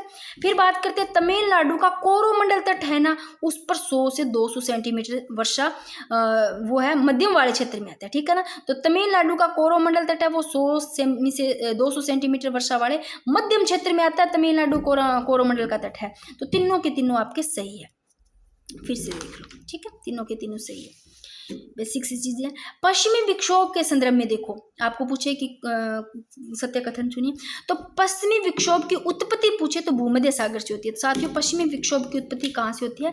भूमध्य सागर से होती है। फिर बात करें भारत में इन्हें लाने में पश्चिमी उपोषण जेट स्ट्रीम सहायक होती है। तो पश्चिमी विक्षोभ की उत्पत्ति तो भूमध्य सागर से होती है, पश्चिमी विक्षोभ को लाने में बात करें तो पश्चिमी उपोषण जेट स्ट्रीम की सहायता होती है। ये भी भाई सही है इसका। राजस्थान में पश्चिमी विक्षोभों से होने वाली वर्षा को मावट कहते हैं, ये बच्चों को पता है। राजस्थान में पश्चिमी विक्षोभों से जो वर्षा होती है उसको क्या कहा जाता है? मावट कहा जाता है। जो मावट कहा जाता है और जो वर्षा होती है वो रब्बी की फसलों के लिए, यानी कि जैसे गोल्डन होगी रब्बी की, गेहूं होगी जैसे रब्बी की फसल, इनके लिए क्या है? गोल्डन ड्रॉप्स कहलाती है। ये प्रश्न पूछे भी गए हैं तो इम्पोर्टेंट है, इसलिए मैंने फिर से लिए है। ये प्रश्न है इंपॉर्टेंट, इसके तीनों के तीनों सत्य है। देखो पश्चिमी विक्षोभ की उत्पत्ति कहाँ से हुई? भूमध्य सागर से। और जब इसको लाना है, पश्चिमी विक्षोभों को लाने के लिए किसकी सहायक होती है? किसके लिए? पश्चिमी उपोषण जेट स्ट्रीम सहायक होती है। फिर राजस्थान में पश्चिमी विक्षोभों में लाने वाली वर्षा को क्या कहा जाता है? मावट कहा जाता है। मावट है ये रब्बी की फसलों के लिए, जो गेहूं है इसके लिए मतलब सहायक होती है, जो गोल्डन ड्रॉप्स कहलाती है, ठीक है। फिर बात करते हैं साथियों स्थानीय पवनों और वर्षा के प्रकारों से संबंधित पूछा आपको। देखो काल बैसाखी है वो छोटा नागपुर पठार पर, काल बैसाखी का छोटा नागपुर पठार पर गर्म और शुष्क पवनों के मिलने से होने वाली वर्षा, ये भी भाई सब सही है। काल बैसाखी छोटा नागपुर पठार पर गर्म व शुष्क मिलने से वाला तूफानी वर्षा है। और फिर है कथन ये दे दिया, कथन बे मेसो शावर का संबंध मुख्य रूप से कर्नाटक और केरल के तटीय भागों से है, ये भी सही है। मेसो शावर का संबंध मुख्य रूप से कर्नाटक और केरल के तटीय भागों से। फिर है चेरी ब्लॉसम वर्षा है वो कॉफी कैवे के फूलों को फूल है उसको खिलाने के लिए, जो खिल जाते हैं ना फूल, तो चेरी ब्लॉसम वर्षा है वो कॉफी के जो कैवे उनके फूलों को खिलाने में सहायक है। तीनों की तीनों सही है। चेरी ब्लॉसम किसके? वर्षा कॉफी के फूलों को खिलाने के लिए सहायक है। नेक्स्ट प्रश्न देखते हैं साथियों कि असम में काल बैसाखी को क्या कहा जाता है? असम में काल बैसाखी को बारदोई चिल्ला भी कहा जाता है और जो चाय की फसल के लिए उपयोगी है। तो असम में काल बैसाखी को बोरदोलाई चिल्ला और किसके लिए है उपयोगी? चाय की फसल के लिए। फिर देखो एल नीलो और ला नीलो के प्रभावों पर विचार करना है आपको, ये इंपॉर्टेंट है। देखो एल नीलो आपको ध्यान रखना है, एल नीलो पूछा जाता है ना तो ये गर्म जलधारा है, ध्यान रखना। एल नीलो क्या है? गर्म जलधारा है। तो ला नीलो है ये क्या? इसके विपरीत है। जब एल नीलो गर्म है ना तो ला नीलो क्या है? ये इसके विपरीत है, यानी कि ठंडी जलधारा। याद रह जाएगी एल, अपने कहते हैं ना एल लग गई, वाट लग गई, गर्मी लगती है ना, गर्म होता है तो एल लग गई, इसे याद रख लेना है ना, याद हो जाएगा एल नीलो और ला नीलो। फिर देखो एल नीलो एक गर्म जलधारा है जो पेरू तट के पास समुद्री सतह के तापमान को 4 डिग्री से 10 डिग्री तक बढ़ा देती है। ये भी सही है, भी गर्म है तो पेरू तट के पास समुद्री तट के तापमान को बढ़ा देगी 4 से 10 डिग्री तक, गर्म जलधारा है। फिर कथन सेकंड है कि एल नीलो के कारण भारतीय मानसून में विलंब होता है। भाई ये गर्म जलधारा है एल नीलो और इसके कारण क्या होता है? भारतीय मानसून में विलंब होता है और सूखे की स्थिति उत्पन्न हो जाती है। ये भी भाई सब इसका ऑप्शन बी भी सही है, ए भी सही है और बी भी सही है। तीसरा है कि जो ला नीलो है साथियों, एल नीलो तो गर्म जलधारा है और बी ला नीलो क्या है? ठंडी जलधारा है। तो ला नीलो को एल नीलो की छोटी बहन कहा जाता है, तो भाई ला नीलो को इसकी छोटी बहन कहा जाता है, सही है ये बात, जो भारतीय मानसून के लिए अत्यधिक लाभदायक भी है। अब देखो यहाँ पर कथन दे दिया आगे कि एल नीनो स्पेनिश शब्द है, एल नीनो के स्पेनिश शब्द है जिसका अर्थ है बालक ईसा या क्राइस्ट शिशु, ये भी सही है। एल नीनो है ना वो स्पेनिश शब्द है जिसका अर्थ है बालक ईसा और क्राइस्ट शिशु। यह भारतीय मानसून को कमजोर करता है। और एल नीनो अभी बताई मैंने गर्म जलधारा है, तो इसका उल्टा हो जाएगा, जो ला नीलो है ये ठंडी जलधारा। देखो ला नीलो इसके विपरीत ठंडी जलधारा है जो अच्छी वर्षा का संकेत है। तो सब के सब क्या है? सभी सत्य है, सभी सत्य। ला नीलो ठंडी है जो अच्छी वर्षा का संकेत है। फिर नेक्स्ट प्रश्न है, बैठे रहना भाई खंडे की दौर है, सही है, कमर दर्द करने लग जा भाई। नेक्स्ट प्रश्न है कि मानसून के आगमन की तिथियों से संबंधित पूछा आपको। यह प्रश्न भी इंपॉर्टेंट है साथियों कि भारत में मानसून आगमन की पहली वर्षा है वो 25 मई को अंडमान निकोबार में होती है। तो भारत में मानसून आगमन की पहली वर्षा अंडमान निकोबार में होती है वर्षा 25 मई को। ये बात भी इसकी सही है। देखो मानसून की जो पहली दस्तक है ना साथियों वो अंडमान में ही होती है, लेकिन मुख्य भूमि पर ये 1 जून को केरल पहुंचता है। ये भी ध्यान रखना है, मानसून की पहली दस्तक तो अंडमान निकोबार में होती है। कहाँ होती है? अंडमान निकोबार में होती है, लेकिन जो मुख्य भूमि है उस पर वो 1 जून को केरल तक पहुंचती है। तो 25 मई को अंडमान निकोबार में होती है, तो आगमन जो होती है। फिर केरल तट पर बात करें साथियों, केरल तट जो मालाबार तट है इस पर मानसून का धमाका सामान्यतः 1 जून को होता है। ये भी इसकी बात सही है, ये भी सही है। फिर है कि राजस्थान के जैसलमेर क्षेत्र में मानसून है वो 15 जुलाई तक पहुंचता है। तो राजस्थान में बात करें जैसलमेर के क्षेत्र में वो 15 जुलाई तक पहुंचता है। यहाँ यानी कि राजस्थान में जैसलमेर तक पहुंचने में यहाँ जुलाई का समय लग जाता है, जुलाई के बीचों बीच यानी कि मध्य में 15 जुलाई आ जाता है। तो ये आपका ऑप्शन तीनों के तीनों क्या है इसकी सही है, तो तीनों ऑप्शन सही है। ठीक है। फिर नेक्स्ट प्रश्न है कि हिमालय और भारत की जलवायु के संबंध में, उत्तर में हिमालय की उपस्थिति भारत को उपोष्ण जलवायु का स्वरूप प्रदान करती है। ये भी सही है कि उत्तर में हिमालय की उपस्थिति भारत को उपोष्ण जलवायु का स्वरूप प्रदान करती है। हिमालय ध्रुवीय क्षेत्रों से आने वाली ठंडी हवाओं को रोकता है और मानसूनी पवनों को रोककर वर्षा करने में क्या है सहायक, दोनों के दोनों सत्य है। नेक्स्ट देखो यहाँ पर दर्रे दे रखे हैं, एक तरफ सतल दे रखे हैं, किससे जोड़ता है? ये भी इंपॉर्टेंट है, आपके पूछे जा सकते हैं, कोई भरोसा नहीं किसी चीज़ का, तो सब देख लो। देखो कोई मैंने बिल्कुल ऐसे नहीं लिया, जो मोस्ट इंपॉर्टेंट चीज़ें हैं उनको ज़्यादा ऐड किया है। देखो बनिहाल दर्रा की बात करते हैं साथियों, जम्मू को श्रीनगर से जोड़ता है। बनिहाल दर्रा जम्मू को श्रीनगर से जोड़ता है। जो जोजिला दर्रा है साथियों ये श्रीनगर को लेह से जोड़ता है। बनिहाल जम्मू को श्रीनगर से, जोजिला श्रीनगर को लेह से। शिपकला दर्रा शह से शिपकला, शह से शिमला को तिब्बत से जोड़ता है। रोहतांग दर्रा की बात करें, रोहतांग से आपको रखना रोहतास नाम का लड़का है और लेह यानी कि लेह से लेके जा रहा है कहाँ, मनाली घुमाने, ऐसे रोहतांग दर्रा याद रह जाएगा आपको, मनाली को लेह से जोड़ता है। फिर बात करते हैं भारत की सीमा विवाद से संबंधित, देख लो एक सरक्रिक विवाद है साथियों, वो गुजरात पाक सीमा पर है, यानी कि भारत पाक सीमा पर सरक्रिक विवाद पाक सीमा पर है। फिर बात करें लिपुलेख काला पानी, ये नेपाल के साथ में है, यानी कि भारत नेपाल सीमा पर, और लिपुलेख भारत नेपाल पर, और आराकानियोमा पर्वत है, जो आराकानियोमा पर्वत है ये म्यांमार सीमा पर आराकानियोमा म्यांमार पर, लिपोलेख का जो काला पानी है वो नेपाल, और जो कि भारत म्यांमार पर आराकानियोमा। और फिर चकमा शरणार्थी विवाद, ये बांग्लादेश के साथ है, भारत बांग्लादेश सीमा पर, ध्यान रखना। फिर नेक्स्ट प्रश्न है साथियों, कथन ये दिया कि सिंधु जल समझौते के तहत पश्चिमी नदियों सिंधु झेलम चिनाब है, इसका 80% जल पाकिस्तान को आवंटित किया जाता है। भाई ये बिल्कुल सही है कि सिंधु जल समझौते के तहत पश्चिमी नदियों का 80% जल है वो पाकिस्तान को आवंटित किया जाता है। और इस समझौते में विश्व बैंक ने मध्यस्थ की भूमिका निभाई, और इस पर जवाहरलाल नेहरू एवं जनरल अयूब खान ने क्या किए, साइन किए थे। ये दोनों के दोनों ऑप्शन सही है, यानी कि ए और आर सही है, आर ए की क्या है व्याख्या सही है। फिर बात करते हैं साथियों, यहाँ दोआब दिए नदियों के बारे में संबंधित आपको बताना है कि किन के मध्य में स्थित है। जो बिस्त दोआब है साथियों वो बै से बिस्त और वै से व्यास, बिस्त दोआब व्यास और सतलज के मध्य है। बिस्त दोआब किसके मध्य है, व्यास और सतलज के मध्य। बारी दोआब है वो व्यास और रावी के मध्य है। रचना दोआब है रावी एवं झेलम के मध्य है।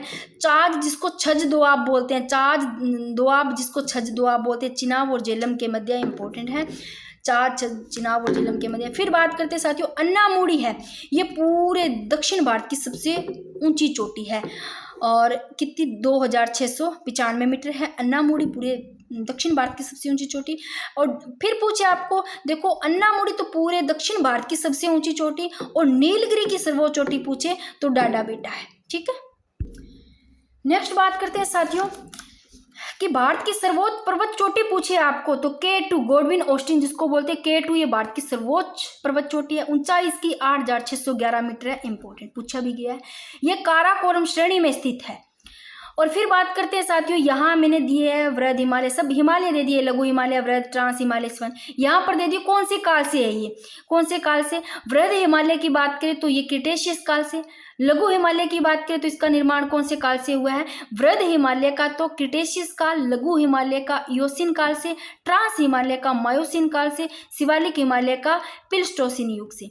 वृहद हिमालय क्रिटेशियन युग, लघु हिमालय इयोसीन, ट्रांस का मायोसीन और शिवालिक हिमालय का प्लीस्टोसीन युग। ठीक है, फिर बात करते हैं नदियों के बारे में, प्रवेश द्वार के बारे में बताना है यहाँ पर इंपॉर्टेंट है वो चीजें मैंने ली है। सतलज नदी की बात करें साथियों, सतलज नदी भारत में प्रवेश कौन से दर्रे से करते हैं? शिप्कला दर्रे से। स से सतलज, श से शिप्कला।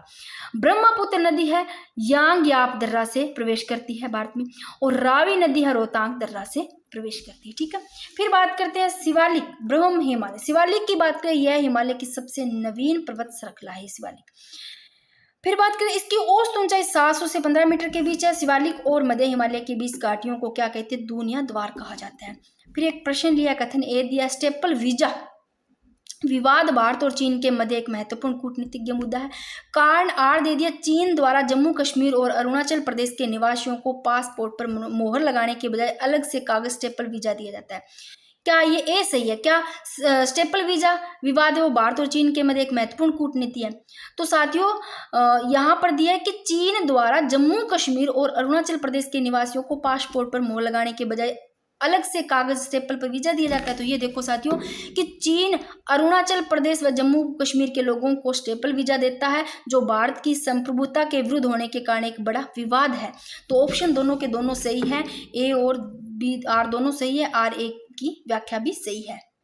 अब कर लेते हैं साथियों प्राकृतिक वनस्पति एवं जैव विविधता, और इसकी मैंने अलग से क्लास डाल दी है। जिसको लगे कि हमें तो बीच में थोड़ा कम लग रहा है या समझ में नहीं आ रहा, तो फुल डिटेल से ये क्लास समझ लेना, क्योंकि इसको मैं फुल डिटेल से तो नहीं, जो मोस्ट इंपॉर्टेंट चीज़ें उनको ही मैं यहाँ रिविजन करवाऊंगी। अब वैसे करवाने लगी ट्रिक से तो यहाँ टाइम फिर लग जाएगा।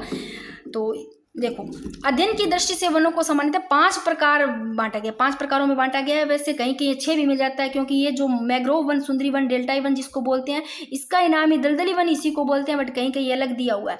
तो ये 5 प्रकार कौन कौन से? उष्ण कटिबंधीय, सदाबहार व अर्धशुष्क वन। यहाँ पर जो साथियों सदाबहार वो जो अर्धशुष्क सदाबहार वन है, यहाँ पर बारिश की बात करें तो 200 से अधिक होती है, यानी कि 200 प्लस लगाया है तो वर्षा 200 सेंटीमीटर से अधिक होती है।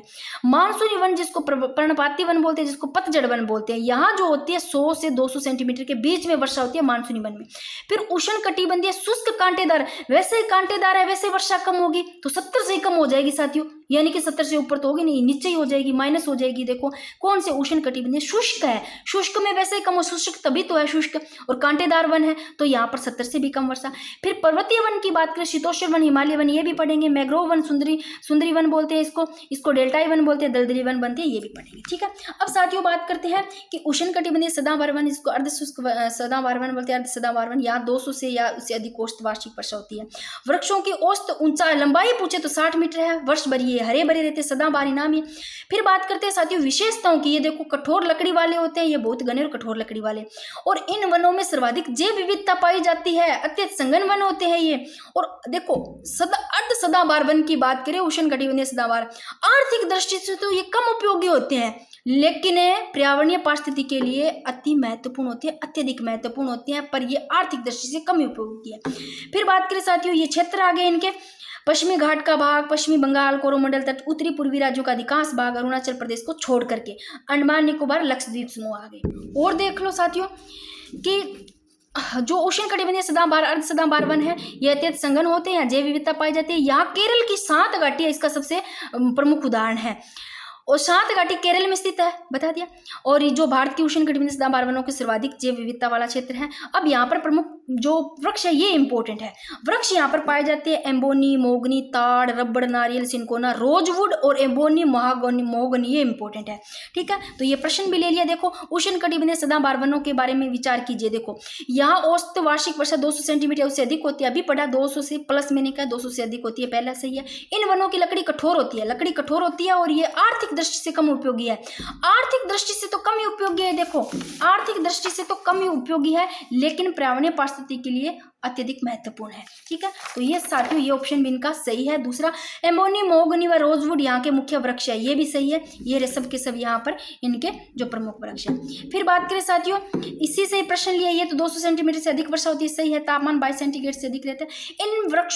इन वनों की वृक्ष की जो लंबाई है वो 60 मीटर से अधिक होती है। अभी पढ़ा 60 मीटर से अधिक लंबाई होती है, ये याद नहीं रहता, तो ये लंबाई देखो वर्षों की 60 मीटर होती है और वर्ष भर ये हरे भरे रहते हैं। इस और भूमि के नजदीक झाड़ियां वो बेलें पाई जाती है, नजदीक झाड़ियों में बेलें पाई जाती है। ये सब के सब ऑप्शन सही है। ठीक है, फिर बात करें साथियों सेकंड नंबर पर है मानसून वन, जिसको पर्णपाती वन बोलते हैं, जिसको पतझड़। मानसून, पर्णपाती, पतझड़ याद रख लोगे। इनको दो श्रेणियों में बांटा गया, कौन कौन सी? आर्द्र पर्णपाती वन और दूसरा शुष्क पर्णपाती वन। आर्द्र पर्णपाती में 100 से 200 सेंटीमीटर के बीच वर्षा होती है, तो शुष्क पर्णपाती में 70 से 100 सेंटीमीटर के बीच में होती है। आर्द्र पर्णपाती में 100 से 200 के बीच में, शुष्क पर्णपाती में 70 से 100 सेंटीमीटर के बीच में। अब बात करें आर्द्र पर्णपाती वन में वृक्ष देखो साथियों, साल, सागवन जिसको टिक्का बोलते, शीशम, महुआ, आम, चंदन, और साल और सागवान सबसे ज्यादा पाए जाते हैं एमपी में। फिर बात करते हैं साथियों शुष्क पर्णपाती 70 से 100 सेंटीमीटर के बीच में वर्षा। यहाँ जो वृक्ष है वो बेल, प्लास और अमलतास और अक्सलवुड आ गए। विशेषताओं की बात करें तो भारत के सर्वाधिक भूभाग पर यही वन पाए जाते हैं, जो उत्तर भारत का मैदान, उच्च भूमि, दक्षिण का पठार है, तो ये सबसे ज्यादा पाए जाते हैं शुष्क पर्णपाती वन। भारत के सर्वाधिक भूभाग पर ये पाए जाते हैं शुष्क पर्णपाती वन। फिर बात करते हैं साथियों, ये मैंने बता दिया कि विश्व पर्यावरण दिवस 5 जून को, विश्व ओजोन दिवस 16 सितंबर को, विश्व वानिकी दिवस 21 मार्च को मनाया जाता है, और ये भी मैंने बता दिया। तो ये देख लो, उष्ण कटिबंधीय कांटेदार वन, वैसे ही कांटेदार है, वैसे शुष्क है, ठीक है ना, तो वैसे ही कम होएगी, क्या होएगी? कम है बारिश, 70 सेंटीमीटर से कम होएगी। फिर बात करते हैं साथियों, ये कौन क्षेत्र की बात करें तो कांटेदार वाले आपको कहाँ मिलेंगे? जहाँ बारिश भी कम होती है, तो उत्तर पश्चिमी राजस्थान तो ध्यान ही रखना है आपको, और दक्षिण भारत का जो वृष्टि छाया क्षेत्र है, वृष्टि छाया क्षेत्र में बारिश कम होती है, तो यहाँ पर उष्ण कटिबंधीय कांटेदार वन, ये शुष्क पूछे आपको तो 70 सेंटीमीटर से कम ये क्षेत्र की बात करें, उत्तर पश्चिमी राजस्थान, गुजरात, हरियाणा, पंजाब, दक्षिण भारत के वृष्टि छाया क्षेत्र। भाई ये माइंड से भी कर लोगे, आपको नहीं पढ़ा है ना तो भी आप कर लोगे। कांटेदार वन आते हैं, ये शुष्क लिखा आता है, तो 70 सेंटीमीटर से कम वर्षा, और दक्षिण भारत की वृष्टि छाया क्षेत्र वैसे समझ के कर लोगे, उत्तर पश्चिमी राजस्थान ये वैसे सही कर सकते हो। देखो इसे विशेषता की बात करें तो इसे मृद बीज जीरोफाइट वनस्पति कहते हैं। वाष्पोत्सर्जन कम करने के लिए पत्तियों की जगह कांटे अधिक होते हैं, और पत्तियां ऊपर से चिकनी और नीचे से खुरदरी होती है, और पानी की तलाशों में जड़ें बहुत गहरी होती है। और वृक्ष की बात करें उष्णकटिबंधीय कांटेदार वन में तो खेजड़ी, कैक्टस, बबूल, नागफनी और रोहिड़ा, ठीक है। फिर बात करते हैं पर्वतीय वन, शंकुधारी वन। साथियों ये वन सामान्यतः कौन से क्षेत्रों में पाए जाते हैं? उन क्षेत्रों में मिले जहां हिमालय पर्वत का विस्तार है, जिसमें जम्मू कश्मीर, हिमालय पर्वत, सिक्किम, असम, अरुणाचल प्रदेश, पश्चिम बंगाल। अब देखो साथियों, अगर पूछा जाता है आपको, ये देखो पर्वतीय वन ऊंचाई के आधार पर 3 भागों में बांटा गया। एक तो उष्ण कटिबंधीय सदा हरित वन, एक शीतोष्ण जिसको शंकुधारी वन बोलते हैं, एक अल्पाइन वन। अब यहाँ से आपको पूछा जाता है अल्पाइन वन का आता है कि अल्पाइन वन है ये कितने ऊंचाई वाले क्षेत्रों में आपको वन पाए जाते हैं? जो अल्पाइन वन है चाहे तो 3500 मीटर से अधिक पूछे, 3500 से अधिक या 3600 आता है, जो 3500 से ऊपर है तो 3600 होएगा, सही होएगा, कोई दिक्कत नहीं है। तो 3500 मीटर से अधिक ऊंचे क्षेत्रों में। और शीतोष्ण शंकुधारी वन है वो 1500 से 3500 आता है, तो भी सही है। एनसीईआरटी की बुक में 1500 से 3000 लिखा हुआ है, 9th की बुक में, और बाकी बहुत सारी बुकों में आपको 1500 से 3500 भी मिलते हैं, ये भी आपका सही है। तो 1500 से 3000 मीटर की ऊंचाई के बीच शंकुधारी वन जैसे चीड़, पाइन, देवदार, सिल्वर, फर, स्प्रूस, शीड्र आदि पाए जाते हैं। और जो उष्ण कटिबंधीय सदाबहार वन है ये वन 1500 मीटर की ऊंचाई तक पाए जाते हैं। वृक्ष, साल, ओक और चेस्टनट, ठीक है, ये इंपॉर्टेंट है। फिर बात करें मैंग्रोव वन, जिसको ज्वारीय वन बोलते हैं, जिसको दलदली वन भी बोलते हैं। ऐसे इलाके में उगते हैं जहाँ देखो जमीन बहुत उपजाऊ होती है और जमीन दलदली जैसी होती है, दलदली वन ही है, नाम ही मैंग्रोव वन, ज्वारीय वन। और पानी जमीन में भरा रहेगा, और जो पेड़ है ना वो सीधे जमीन में नहीं जाएंगे, कहाँ जाएंगे? पानी में रहेंगे, पानी में होंगे, ठीक है ना। तो आपको ऑप्शन में दिया जाता है, कोई ऐसे प्रश्न पूछ के क्या बाहर होते हैं? बाहर नहीं, पानी में होते हैं, ठीक है। तो बात करें मैंग्रोव वन की क्षेत्र, देखो डेल्टाई भागों में सुंदरवन, महानदी, कृष्णा, कावेरी डेल्टा, गुजरात और अंडमान निकोबार द्वीप के तटीय भागों में। विशेषता की बात करें तो ये लवण सहने वाली वनस्पति है, ये सुनामी के प्रभाव को कम करने में सहायक है। पुरानी लहरों से सबसे ज्यादा नुकसान इन्हीं वनों का होता है। सुनामी लहरों से सबसे ज्यादा नुकसान होता है वो मैंग्रोव वनों को होता है, ठीक है। फिर बात करें, इंपॉर्टेंट है ये लाइन, कि भारत में विश्व के लगभग 7% मैंग्रोव वन पाए जाते हैं। इस क्षेत्र का रॉयल बंगाल टाइगर यहाँ का प्रसिद्ध है, इस क्षेत्र का। और फिर बात करें साथियों, देखो यहाँ के प्रमुख वृक्ष देख लो, सुंदरी और ताड़ इंपॉर्टेंट इंपॉर्टेंट है। मैंग्रोव वन, ज्वारीय वन, दलदली वन जिसको बोलते हैं। यहाँ के वृक्ष की बात करें सुंदरी ताड़, इसके अलावा एगार नारियल भी है। और ये घने मैंग्रोव एक प्रकार की वनस्पति है जिसमें पौधों की जड़ें पानी में डूबती रहती है। ये इंपॉर्टेंट है, पौधों की जड़ें वो पानी में डूबती रहती है, ना कि बाहर रहती है। गंगा, ब्रह्मपुत्र, महानदी, गोदावरी, कृष्णा, कावेरी नदियों के डेल्टा भाग में वनस्पति मिलती है। गंगा ब्रह्मपुत्र डेल्टा में सुंदरी वृक्ष ही बन पाए, सुंदरी वृक्ष पाए जाते हैं जिससे मजबूत लकड़ी प्राप्त होती है जिनसे। अब ये आपको ताड़, क्योड़ा ये भी पूछा जाता है, एंगार, नारियल या फिर सुंदरी ताड़, ये सब के सब मैंग्रोव वन है, ठीक है, प्रमुख इनके वृक्ष है। मैंग्रोव वन का आरोही क्रम आपको पूछा जाता है। देखो सबसे ज्यादा कहाँ मैंग्रोव वन, पश्चिम बंगाल में, फिर गुजरात में, अंडमान निकोबार में। अब यहाँ से ये प्रश्न पूछा गया है, देखो पूछा नहीं गया, मैंने बनाया भी एक प्रश्न। देखो मैंग्रोव वन की विशेषताओं के संदर्भ में पूछा है। ये वन सुनामी के प्रभाव को कम करने में सहायक होता है। अभी पढ़ा सुनामी, ये देखो सुनामी लहरों से सबसे ज्यादा नुकसान इन्हीं वनों को होता है, और ये सुनामी के प्रभाव को देखो कम करने में सहायक होता है। ये लाइन सही है। सुंदरी और ताड़ यहाँ के वृक्ष है, देखो सुंदरी, ताड़ से एगार, नारियल, इसके साथ में क्योड़ा है ना, नारियल। और भारत में सर्वाधिक मैंग्रोव वन अंडमान निकोबार में पाए जाते हैं। ये भाई साहब गलत है, क्योंकि सर्वाधिक पाए जाते हैं वो पश्चिम बंगाल में पाए जाते हैं, फिर गुजरात, फिर अंडमान निकोबार में। सबसे ज्यादा पश्चिम बंगाल में, ध्यान रखना, रट लो ये नदियां के डेल्टा ज्वारीय क्षेत्रों में विकसित होती है। सबके सब सही है, बाकी ये गलत है, ठीक है। तो ये आपका टॉपिक ये भी क्या हो जाता है, कंप्लीट हो जाता है। कुछ और भी प्रश्न है कि मैंग्रोव वनस्पति के संबंध में देखो, भारत में विश्व के कुल मैंग्रोव वन है वो लगभग 7% भाग में पाया जाता है, ये भी सही है। मैंग्रोव वनस्पति में पौधों की जड़ें हमेशा पानी से बाहर सूखी रहती है, ये गलत है, पानी के अंदर रहती है, ठीक है ना। गंगा ब्रह्मपुत्र डेल्टा में सुंदरी वन की वृक्ष की प्रधानता के कारण से सुंदर वन के नाम जाना जाता है, ये भी सही है। फिर बात करते हैं साथियों, ये लो ये राष्ट्रीय उद्यान आ गए, ये चीजें तो करवा दी है, अभी मैं इसको नहीं करवाऊंगी, ठीक है। और साथियों क्लास कैसी लगी आप बताना मेरे को, क्योंकि इस क्लास में बहुत मेहनत लगी है। एक क्लास में मैंने सोचा कम टाइम में साथियों एग्ज़ाम का आपका टाइम नहीं रहा, हो जाए, ठीक है ना। और कोशिश है अभी देखो, अभी मेरा तो यही मन था कि लास्ट क्लास हो, अभी एग्ज़ाम टाइम में तो लास्ट क्लास हो तो बहुत अच्छी बात है। जो आपके पास मैटर है उन्हीं से आप पढ़ लो। अब लास्ट टाइम में जब रहेंगे ना एग्ज़ाम, जिनका संडे को है मान लो या मंडे को है ना, तो दो तीन दिन तो साथियों मत ही पढ़ना, 2 दिन। मैं टेलीग्राम पे अभी ना ऐसे करूँगी, अगर वर्ल्ड ज्योग्राफी की बात करते हो कि हमारी क्लास लगा दो, तो उनके मैं प्रश्न करवा दूंगी टेलीग्राम पे ना, एग्जाम से पहले जितने हो सकते हैं प्रश्नों से बन जाएंगे प्रश्न, ऐसी बात नहीं है।